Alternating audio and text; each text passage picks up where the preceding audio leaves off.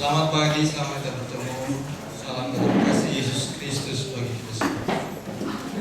Kita bersyukur pagi hari ini Tuhan memberi waktu yang baik bersama-sama kita berada di rumah Tuhan, sama-sama kita boleh berkumpul, memuji Tuhan, menyembah Tuhan, dan mendengarkan firman Tuhan. Terpujilah Kristus. Saudara kasih, kita akan melanjutkan membahas satu pokok yang sangat penting untuk kita ketahui, kita imani, dan kita terus doakan, saudara. Apa itu? Keselamatan seisi keluarga. Ini begitu penting untuk kita ketahui, untuk kita belajar, dan kita imani bersama-sama. Keselamatan seisi keluarga. Minggu yang lalu kita sudah membahas bagaimana Allah memanggil orang-orang yang telah dipilihnya terlebih dahulu. Tetapi orang-orang itu tidak saja membawa dirinya, tetapi dia kemudian membawa seluruh keluarganya. Saudara,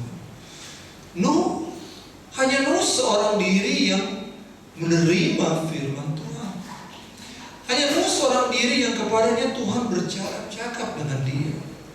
Tetapi kemudian Alkitab berkata, seluruh keluarga ini diselamatkan. Saudara, kita mengetahui Abraham juga, bahwa kemudian seisi rumah daripada Abraham diselamatkan. Ini yang kita yakini dalam perjanjian lama. Seorang perempuan Rahab lagi, saudara. Ketika orang Israel hendak memasuki tanah Kanaan, mereka harus mengalahkan dulu kota Yeriko. Ketika pengintai-pengintai itu datang, 2 orang pengintai, ada seorang perempuan yang menyelamatkan mereka, perempuan Rahab namanya, saudara. Dia dapat diselamatkan dan dia seisi keluarganya dapat diselamatkan. Jadi satuan keselamatan yang dibicarakan oleh Allah, oleh Alkitab, selalu dalam satuan keluarga. Satuan itu ukuran yang terkecil, tidak bisa diperkecil lagi.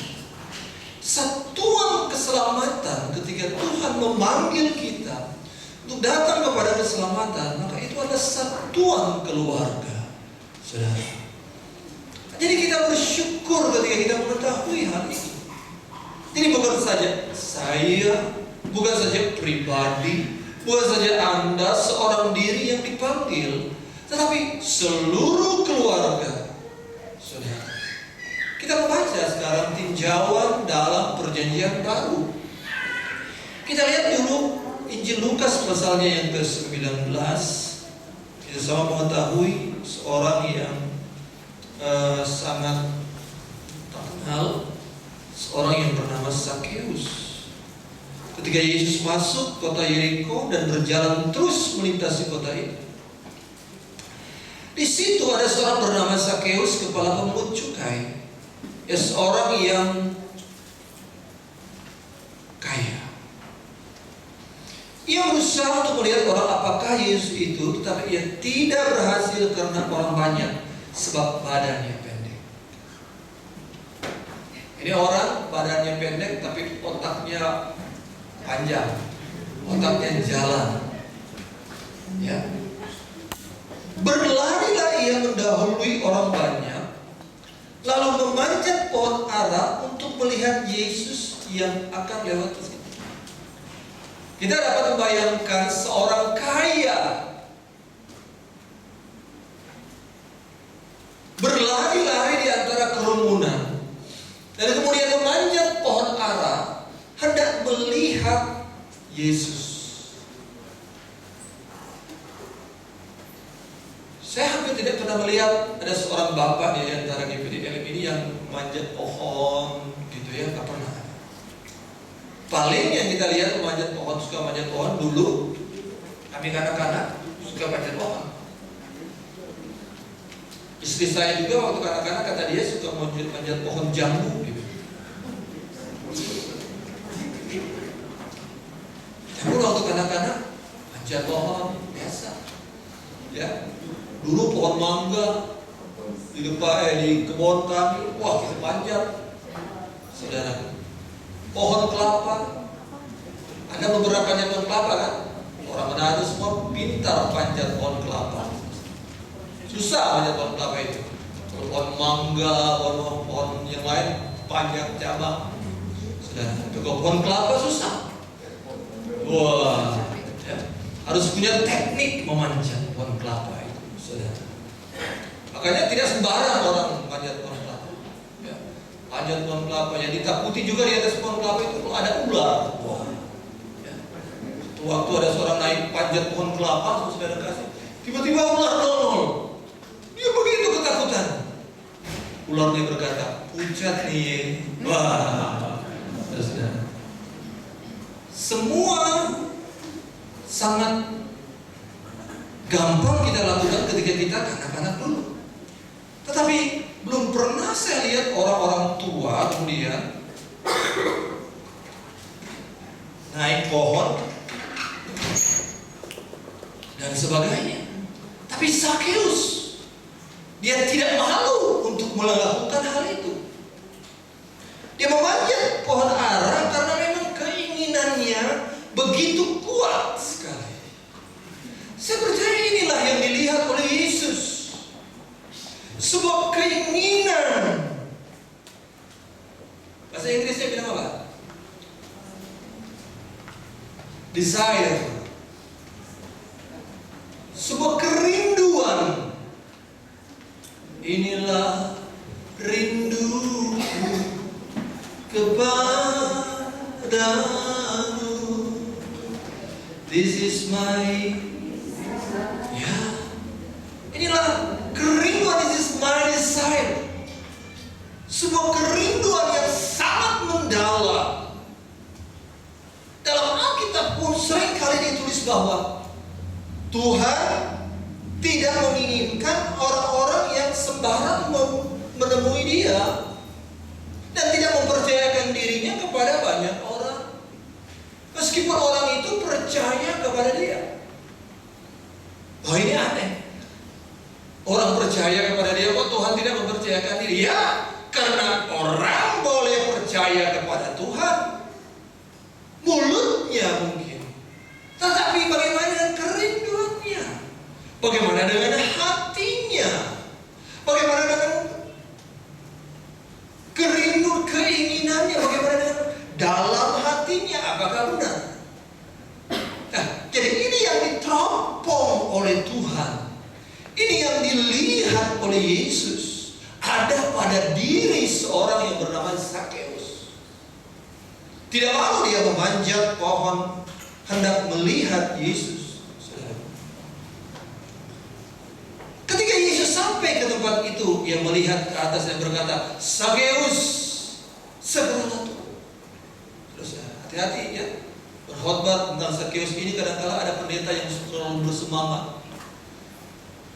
Waktu Yesus masuk ke kota Yeriko, saudara-saudara, ya, maka ada seorang ketika Yesus akan melewati sebuah pohon, dia melihat ke atas. Kemudian dia melihat ada seorang yang bernama Lazarus. Pendeta itu pikir, wah, salah saya. Zakheus kok saya bilang Lazarus? Tapi namanya pendeta selalu hebat, saudara-saudara. Dia bilang, dia lihat ke atas. Dia lihat ada seorang bernama Lazarus. Dia bilang, tapi namanya pendeta, saudara. Dia bilang, kemudian dia berkata, hai Lazarus, turunlah, sebab itu tempatnya Zakheus.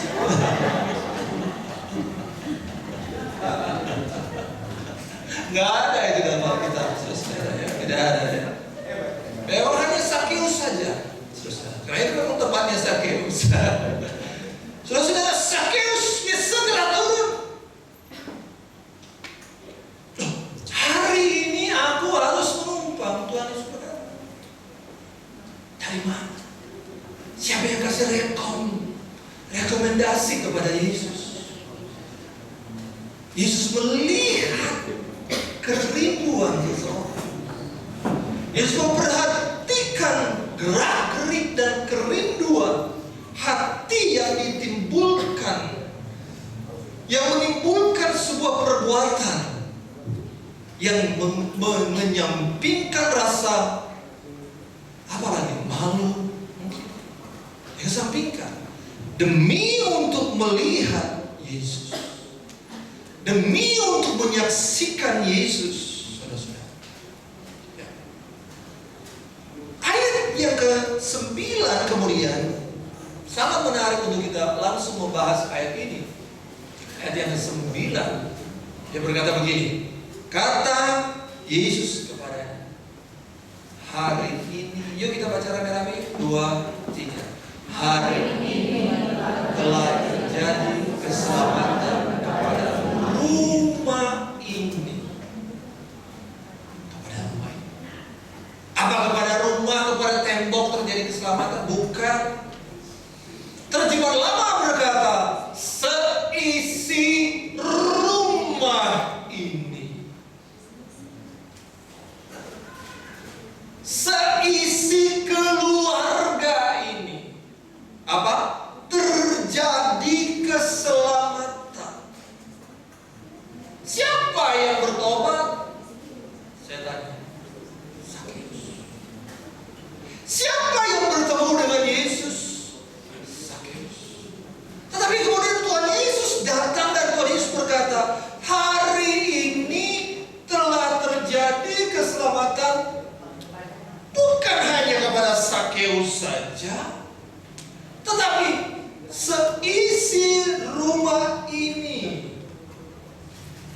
Whole family, keluarga ini terjadi keselamatan. Saudara, jadi ini yang harus kita yakini, kebenaran ini yang harus kita terima, dan yang harus kita yakini bersama-sama, bahwa ketika keselamatan itu datang bagiku, itu berarti bagi seluruh keluargaku. Anda tega nggak melihat? Kalau Anda jalan-jalan ke taman mini, ada satu keluarga tidak ikut, gak masalah, nanti bisa ikut nyusul aja, minggu depan masih bisa.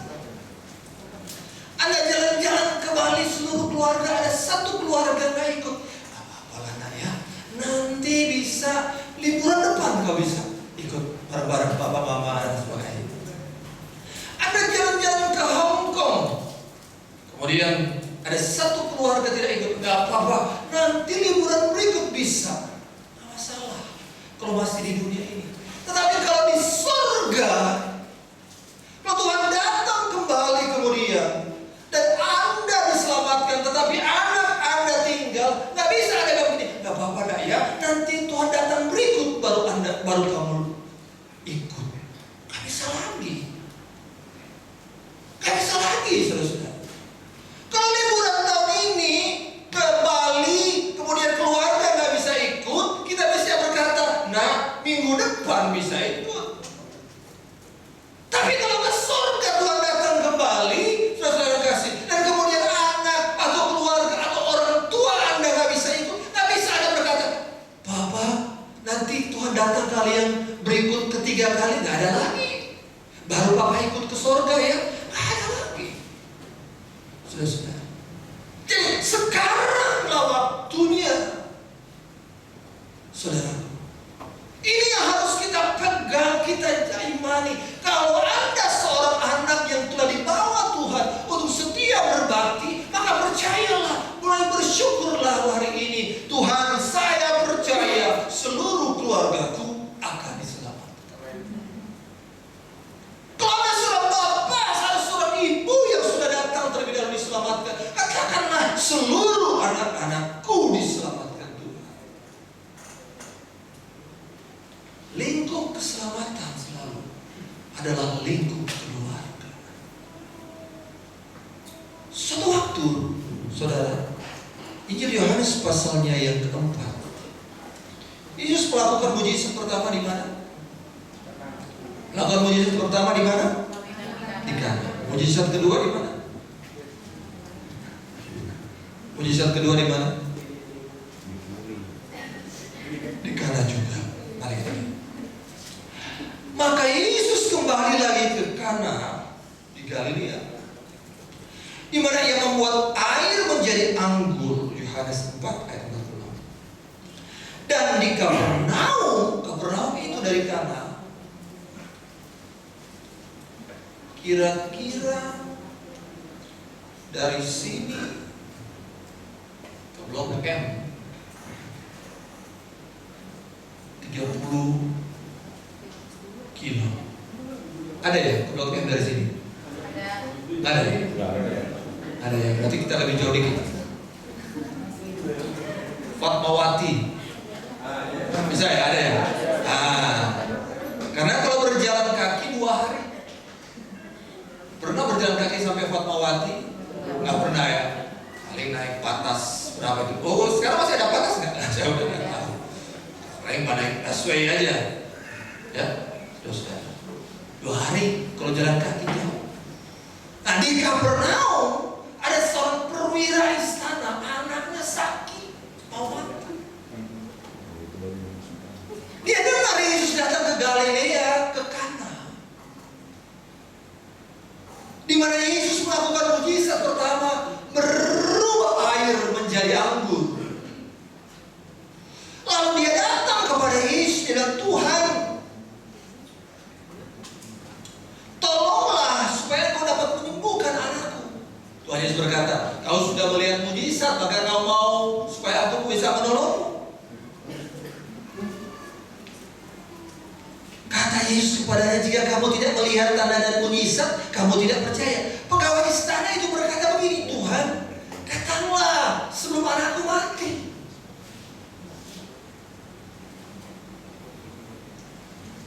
Kadang-kala saudara yang kasih, kalau kita mendengar ucapan Yesus ini, kadang-kadang apa ya? Mungkin kalau bagi kita, bagi orang-orang yang tersinggungan, wah, ini kata-kata Yesus itu kadang-kadang apa ya?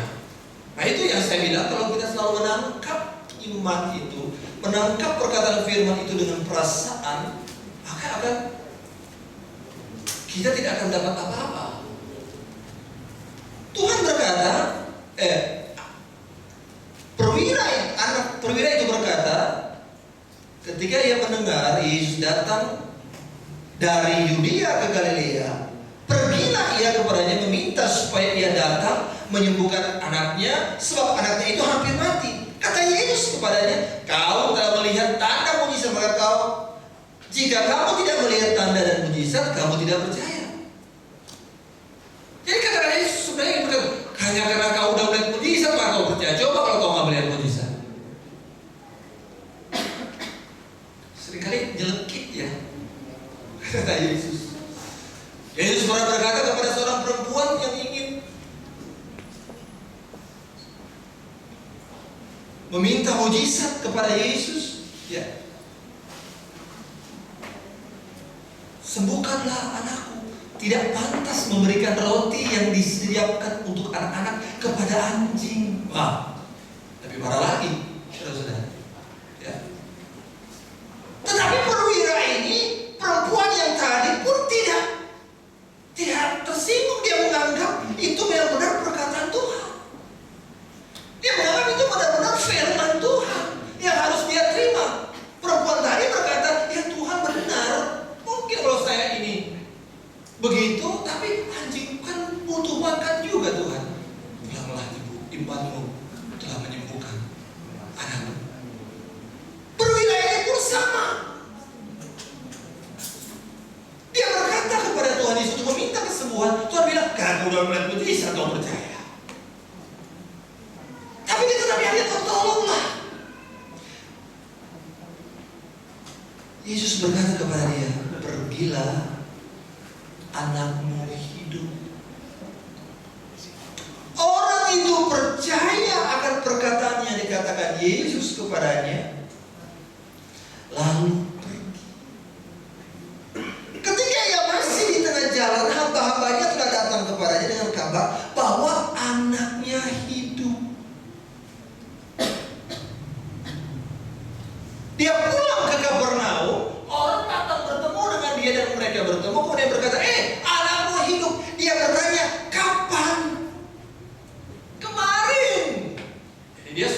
sudah sehari perjalanan.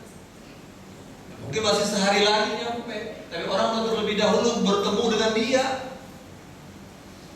Kemarin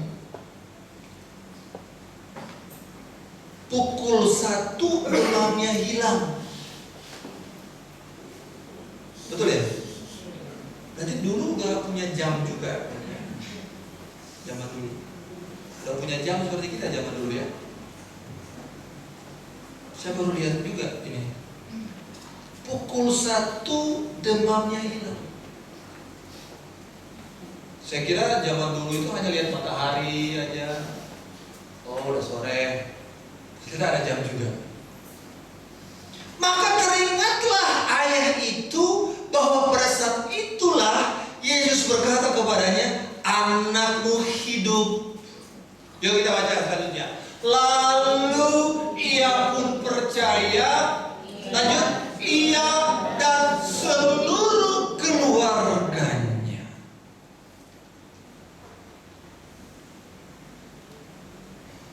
Bilang haleluya dulu. Satu saja yang disembuhkan, tapi seluruh keluarga kemudian menjadi percaya kepada Tuhan. Satu yang disembuhkan, yang dijamah oleh Tuhan, menerima Tuhan, tetapi seluruh keluarga. Saya tidak habis pikir kalau saya terlahir bukan dari keluarga Kalalu. Jadi kalau saya terlahir sebagai keluarga, saya pertama saya bersyukur ketika orang tua saya sudah terlebih dahulu mengenal Tuhan, maka saya pun terhisap di dalam. Saudara,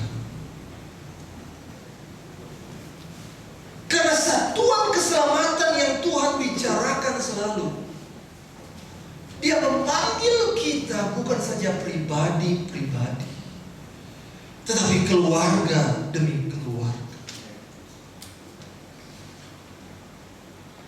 Kalau mau mengikuti, begitu banyak lagi akan kita bicarakan. Satu contoh lagi, Cornelius dan keluarganya. Kisah Rasul pasal yang ke-10. Yuk kita lihat ayatnya. Kisah Rasul pasal 10 ayat yang kedua. Mari kita baca ayat ini. Kisah Rasul pasal 10 ayat yang kedua. Ia, Cornelius itu saleh. Ia serta seisi rumahnya takut akan Allah, dan ia memberi banyak sedekah kepada umat Yahudi dan senantiasa berdoa kepada Allah.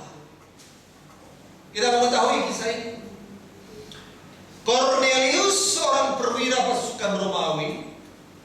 Ya, ia saleh, ia seisi rumahnya takut akan Allah, memberi banyak sedekah.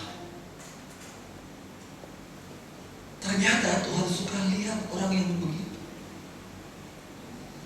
Orang pemurah itu Tuhan berkemurahan juga. Orang yang suka memberi banyak sedekah, ya, bukan sedikit-sedikit, memberi banyak sedekah. Ya.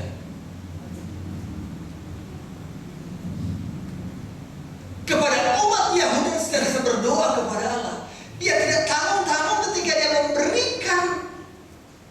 Kadang-kadang kita sudah beri sedikit, kita bilang lagi, terimalah Tuhan persembahan kami, sedikit sekali, kiranya Tuhan terimalah dengan senang hati. Tuhan bilang, oh enggak, sedikit sekali. Kalau sedikit karena kita memang tidak punya, itu hebat. Tetapi kalau sedikit sekali sementara kita punya banyak, Tuhan bilang, oh enggak, lu pelit lu.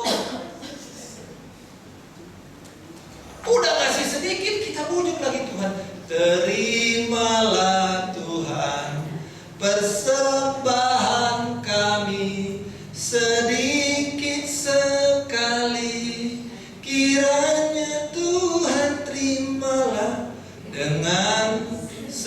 hati. Kalau saya gak pandang. Nah, sudah kasih sedikit ya terserah, sudah kasih banyak puji Tuhan, sudah kasih sedikit keterlaluan. Kita tetap dipelihara oleh Tuhan. Saudara kasih ya, saudara. Tapi Tuhan ternyata melihat. Suatu waktu Yesus duduk di depan peti persembahan. Ada ayatnya enggak? Saya tanya, ada ayatnya enggak? Yesus duduk di depan peti persembahan. Dan bukan duduk kemudian lihat. Dia memang melihat satu-satu ngasih. Ada yakin nggak Tuhan Yesus lihat saudara-saudara ngasih? Mungkin saudara ngasihnya begini ya. Tapi Tuhan lihat.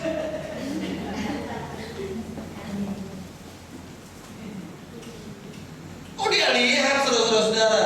Jangan sudah pikir saudara tidak dilihat oleh Tuhan ngasih.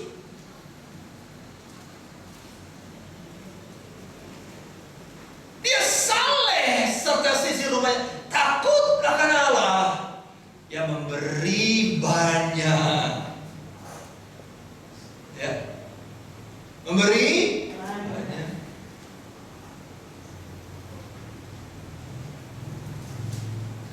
Dan Alkitab berkata, dia dilihat oleh Tuhan.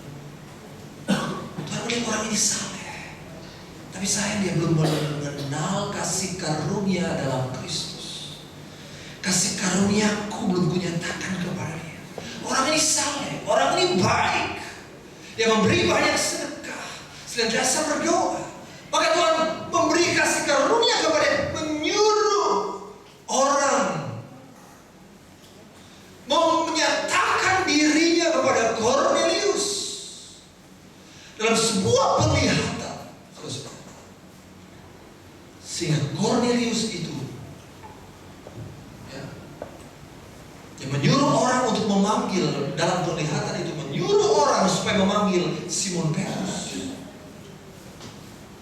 Saudara, ketika Simon Petrus datang ke rumah Kornelius hendak memberitakan kabar keselamatan, apa yang dibuat oleh Kornelius?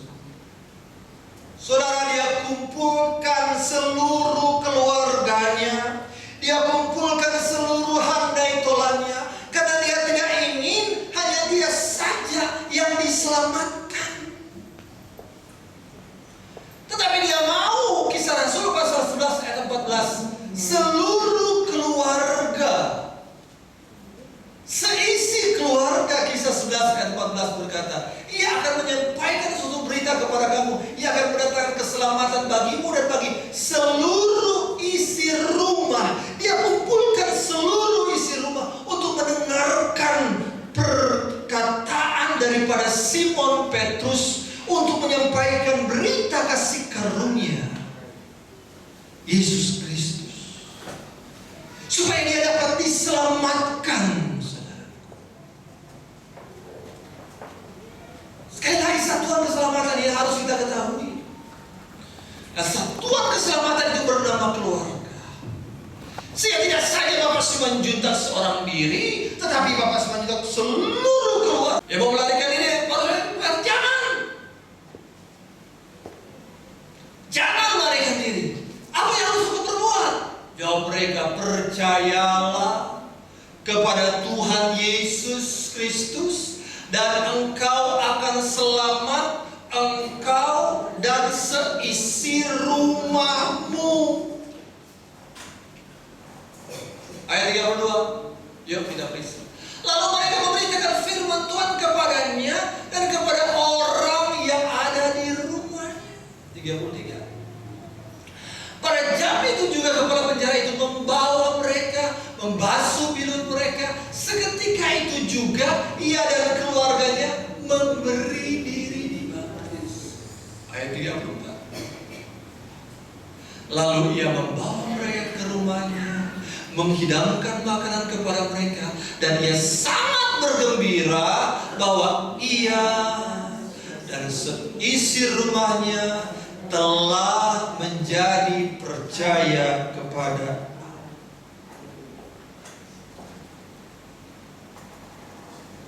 he had come to believe in God. He and his whole family. Dalam NIV, New International Version. Whole family. Whole family itu apa? Whole. Kalau ada wholesale, kita sering kali baca. Seluruh, utuh, tidak ada terpecah. Whole itu tidak sebagian, tetapi seluruh. Whole family. Coba kita ucapkan. Whole family. Sepenuh keluarga. Anak, cucu, mantu, ponakan, seisi rumah diselamatkan. Inilah anugerah Allah yang ajaib. Kita bertanya kepada Tuhan, mengapa terjadi begitu? Kita nggak tahu rahasia Tuhan. Saya pun ketika belajar itu, oh bisa begitu ya Tuhan. Ya memang begitulah karunia Tuhan. Kita mensyukurinya dan kita mengimaninya, saudara-saudara kasih. Inilah hak keselamatan kita. Nah, itu sebabnya jangan sekali-kali kita mau kehilangan akan karunia ini. Saudara, tidak saja dalam keselamatan. Ada banyak janji Allah selalu, contohnya, ya, berbicara dalam satuan keluarga. Kisah Rasul pasal yang kedua, ketika Tuhan menjanjikan Dia akan memberikan karunia Roh Kudus, karunia Pentakosta. Kisah 2 ayat 39, akan diberikan kepada semua anak-anakmu. Sebab bagi kamulah janji itu, bagi anak-anakmu, bagi orang yang masih jauh, sebanyak yang akan dipanggil oleh Tuhan. Janji Pentakosta, janji karunia Roh Kudus pun berbicara kepada seluruh keluarga. Jadi bukan saja saya yang menerima, bukan saja ibu yang menerima, bukan saja satu orang yang menerima karunia Roh Kudus, tetapi semua.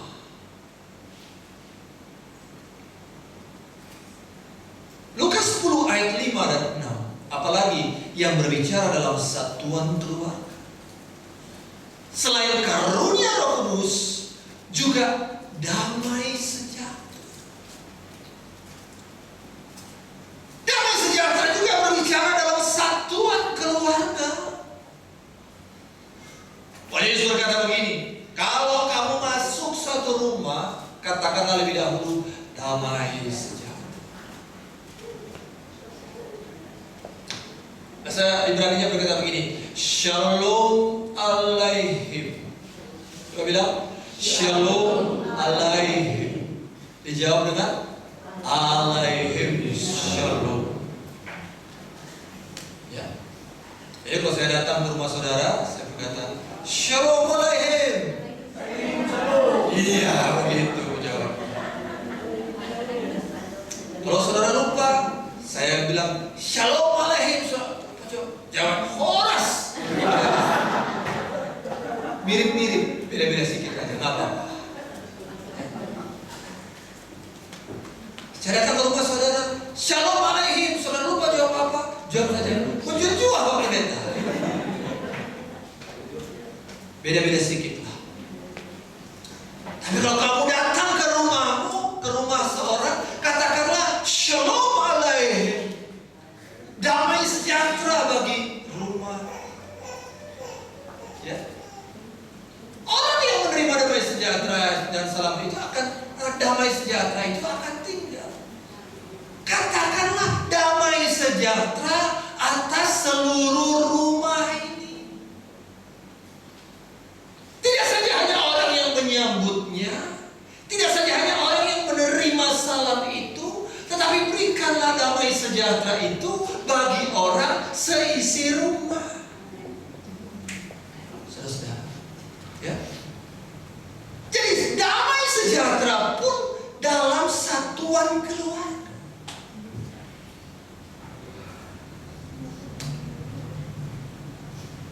Apalagi dalam satuan keluarga. Hukuman. Ini ngeri juga. Hukuman Allah dalam satuan keluarga.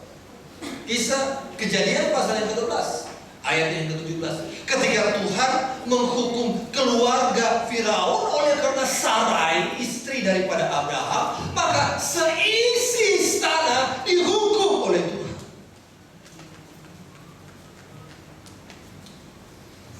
Tuhan menimpakan tulah yang hebat kepada Firaun. Demikian juga seisi keluarga. Berapa orang yang berdosa kepada Tuhan? Berapa orang yang berdosa kepada Sarai? Hanya Firaun. Tapi Tuhan menimpakan hukuman tulah kepada seisi istananya. Kepada keluarga mana lagi? Keluarga Daud dan keluarganya. 2 Samuel 12 ayat 11 dan 12. Saudara-saudara yang kasih. Berapa orang yang berbuat dosa kepada Tuhan? Daud. Tapi Tuhan berkata, anakmu, cucumu,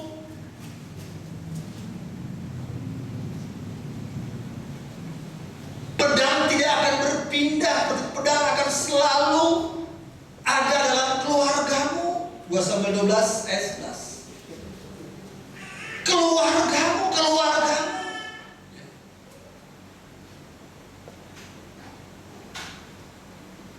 Malapetaka akan kutimpakan ke atasmu yang datang dari kaum keluargamu sendiri. Dan seterusnya. Kita melihat. Jadi, kalau ketika Tuhan berbicara dalam satuan keluarga,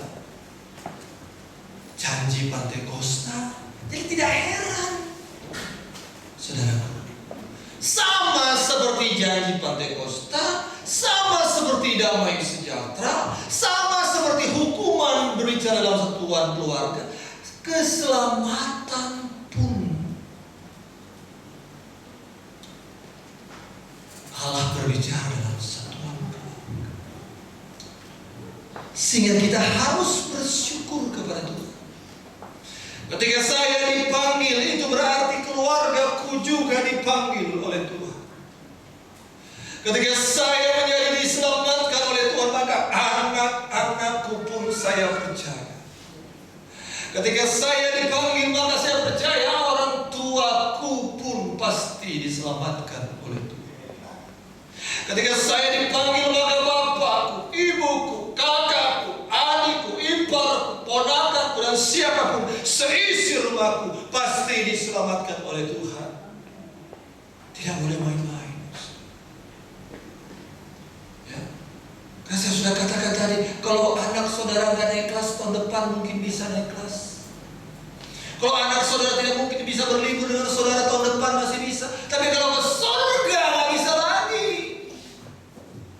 Anak nggak naik kelas, ada ulangan susulan masih bisa. Tapi kalau ke surga, anak saudara nggak ada di surga, anak nggak bisa bilang susulan, ya Tuhan, bisa nggak? Kloter berikut bisa nggak Tuhan? Nggak bisa. Saudaraku, sekarang kita bawa keluarga kita kepada Tuhan. Jangan hanya sendiri saja datang kepada Tuhan. Percaya, keluargaku, kami akan melayani Tuhan bersama. Keluargaku melayani Tuhan, bersatu selamanya, mengasihi Engkau. Tiada yang dapat melebihi kasih-Mu ya Tuhan. Bagi kami Engkau segalanya. Bersama keluargaku melayani Tuhan, bersatu selamanya, mengasihi Engkau. Tiada yang dapat melebihi kasih-Mu ya Tuhan.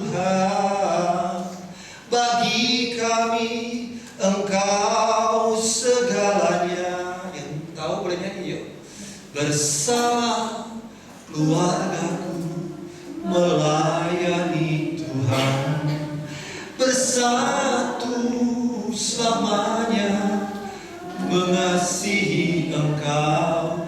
Tiada yang dapat melebihi kasih-Mu ya Tuhan.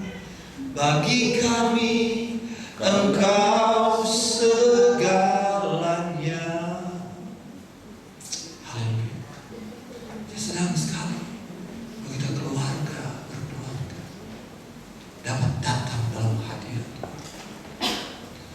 Saya senang sekali ketika melihat suami istri, dia gandeng tangan istrinya datang beribadah. Suami istri gandeng tangan, dia gandeng lagi anak-anak. Anak-anak gandeng suaminya. Suaminya gandeng cucu-cucunya. Cucunya gandeng ponakan-ponakannya. Jadi mereka satu jalan ini, satu keluarga. Datang ke rumah Tuhan, beribadah kepada Tuhan bersama keluarga. Karena ketika Tuhan menyelamatkan, maka Tuhan menyelamatkan seluruh keluarga kita. Itulah sebabnya saya ingin katakan seperti minggu lalu saya sudah singgung sedikit, bahwa mulailah kalau Anda merasa bertanggung jawab atas keluarga, tidak saja kepala keluarga, siapapun yang telah dipanggil terlebih dahulu oleh Tuhan, dan Anda melihat dan Anda mempunyai keluarga, maka mulailah mengumumkannya. Proklamirkan. Saya tanya kepada saudara, ketika Indonesia, Soekarno-Hatta memproklamirkan kemerdekaan negara Indonesia, saya tanya, apa benar-benar Indonesia sudah merdeka? Belum. Jepang masih ada banyak, masih ada juga. Belanda masih ada waktu itu, tahun 45. Tapi sudah memproklamirkan. Proklamasi. Kami bangsa Indonesia dengan ini menyatakan kemerdekaannya. Hal-hal yang mengenai, saya udah lupa, hal-hal yang mengenai pemindahan kekuasaan dan sebagainya akan dilaksanakan dalam tempo yang sesingkat-singkat. Jakarta, 17 Agustus 45, Soekarno. Orang Indonesia udah merdeka. Belum semua merdeka, tapi proklamirnya udah jalan. Jadi pejuang-pejuang pada waktu itu semakin semangat. Alkitab pun menyatakan juga. Proklamirkan dulu, saudara-saudara.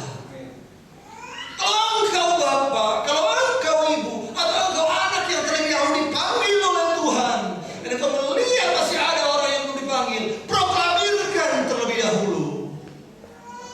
Saya dan keluargaku, kami akan melayani Tuhan. Ya saudara.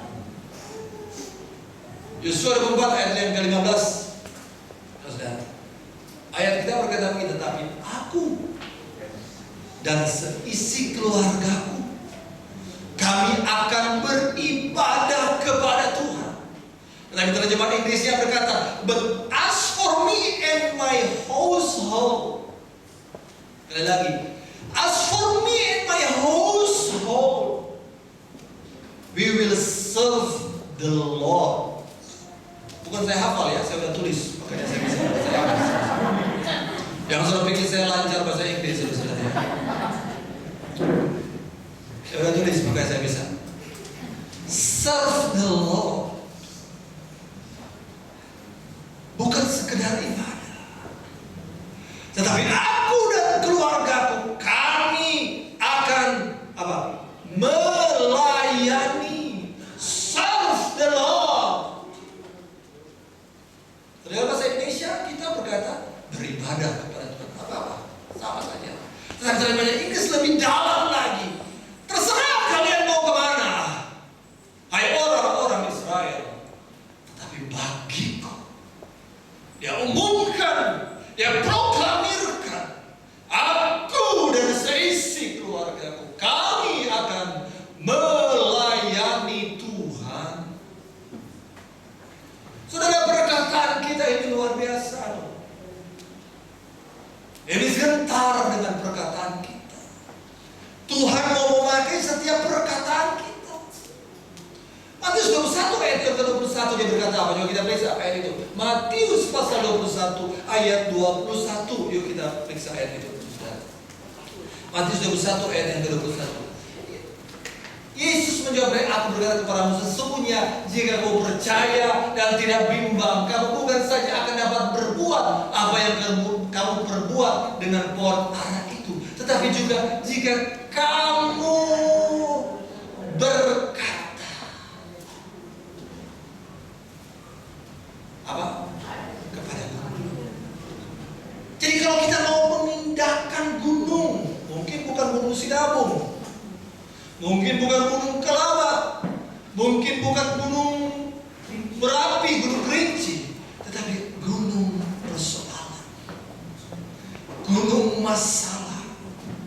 Tuhan bilang bukan berdoa, bukan, tapi berkata kepada gunung ini, beranjaklah. Ya. Bukan berdoa, tapi berkata. Ya, kita sembahyang, ada waktunya kita sembahyang, ada waktunya kita berkata dengan lantang. Hai persoalan, hai gunung persoalan, terjebaklah ke dalam laut. Tuhan memakai bibir mulut kita. Dalam janji Injil, ketika Tuhan menyuruh murid-muridnya untuk memberitakan, Markus pasal yang terakhir, saudara-saudara, coba kita lihat Markus pasal yang terakhir, ya, Injil Markus pasal yang terakhir, saya ingat ayat itu, dia berkata apa? Coba kita periksa dulu. Markus pasal yang terakhir, ayatnya yang ke ayat 17. Tanda-tanda ini akan menyertai orang-orang yang percaya. Mereka akan mengusir. Mengusir pakai apa?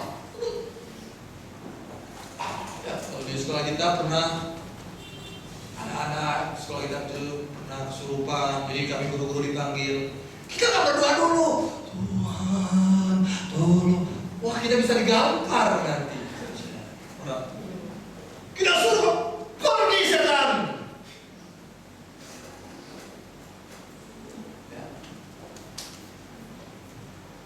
Jadi Allah, Tuhan itu ingin memakai mulut kita ini. Perkataan kita itu harus benar-benar kita tata, kita rawat, kita jaga. Saudara-saudara, ya, totokromonya kita jaga. Sebab perkataan kita ini berkuasa. Ya, jangan sekali-sekali berkata kepada anak-anak kita, goblok lu. Ya, kalau anaknya goblok, maknya siapa dulu dong? Jangan bilang kepada anak, bego lu. Kalau anaknya, kalau saya bego, maknya apa? Perkataan kita harus jaga. Benar-benar. Kadang-kadang karena marah seringkali mengucapkan hal-hal yang tidak terpikirkan lagi. Saudara-saudara, tapi kita terus belajar. Tidak berhentinya kita belajar dari firman Tuhan. Oh, kata-kata saya ini ternyata berkuasa. Ketika saya mau belajar mengemakannya dengan baik, maka Alkitab berkata, Amsal berkata, orang yang menggemakannya akan memakan hasilnya. Saudara, sebab itu mulailah terlebih dahulu dengan umumkan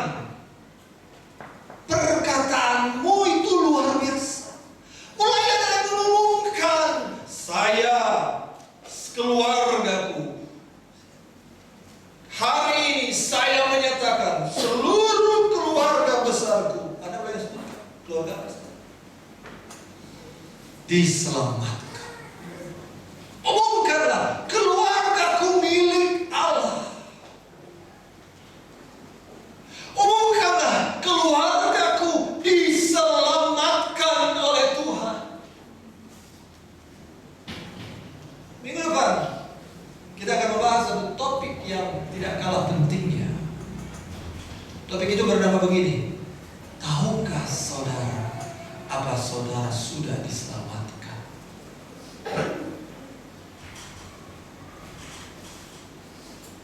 Tahukah kita sudah memiliki keselamatan? Ini penting. Saya ingin saudara mengajak keluarga untuk datang. Karena ke surga itu bukan perkara main-main, saudara. Bukan perkara nanti saja, tapi sekarang dan saat ini. Ke surga itu tidak perkataan nanti saja. Biarkan saja anak-anak yang masih usianya begitu, Pak Pendeta, biarin aja. Ya memang nakal-nakalnya. Kita nggak tahu, saudara. Ya.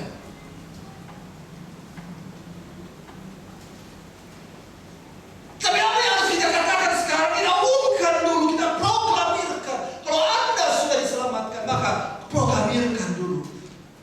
Keluargaku bukanlah keluarga yang diberkati. Pak Pendeta udah begini, penghasilan suami saya begini. Anda pernah merasa kekurangan?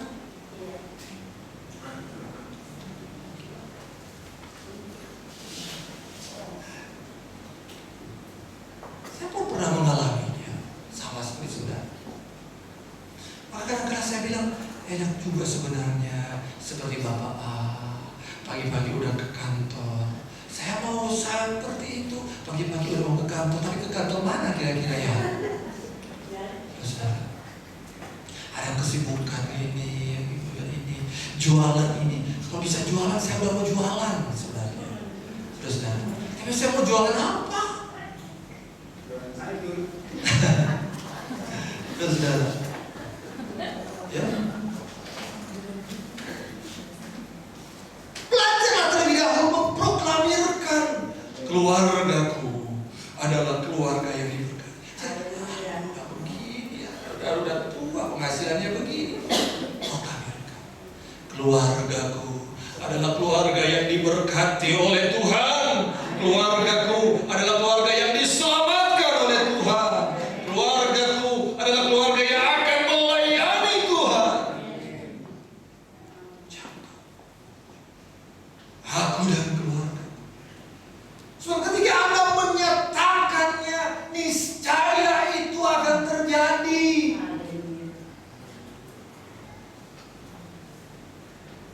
Mulai diumumkan terlebih dahulu. Yosua, saya perlu kali katakan, dia dengan gagah, dengan lantang, dia menyatakan, dia berdiri atas nama keluarga. Kalau saya diselamatkan, maka keluarga diselamatkan. Kalau saya beribadah, keluargaku akan beribadah kepada Tuhan.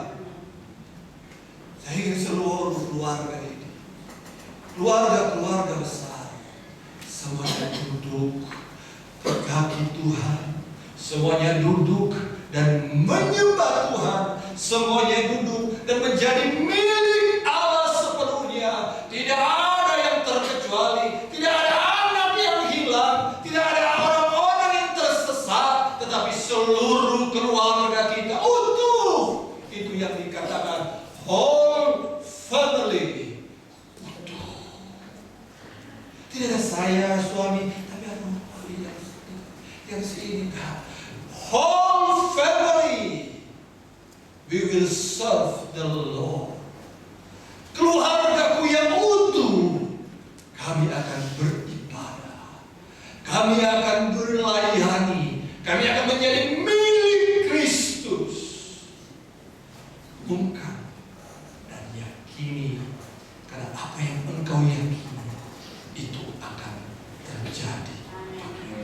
Tuhan Yesus memberkati kita semua pagi ini. Jadikanlah Tuhan rumah doa. Jadikan aku